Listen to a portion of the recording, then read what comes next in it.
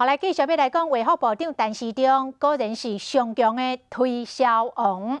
顶礼拜六率领着防疫五月天到台南，因的清查，包括因所伫的帽啊、所穿的灰衫啊、甲所派的卡网，拢真有台南味。真侪民众小姐咧问，要去倒位买，讲厂商的订单接袂了。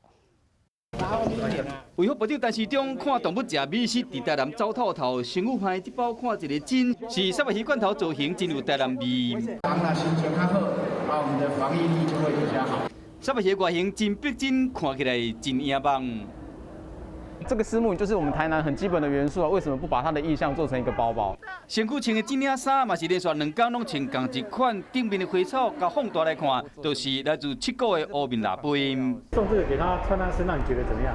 当然是吓趴啦，对，就是很台南味。阿中部长搁戴这顶帽啊，规身躯的清查，是引起民众的兴趣。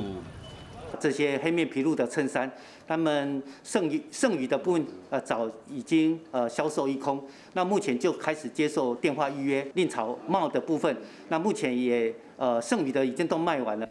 有阿中部长的加持，人到倒位商机就到倒位，出来这身躯穿的，大家拢真有兴趣，因讲是上强的推销王。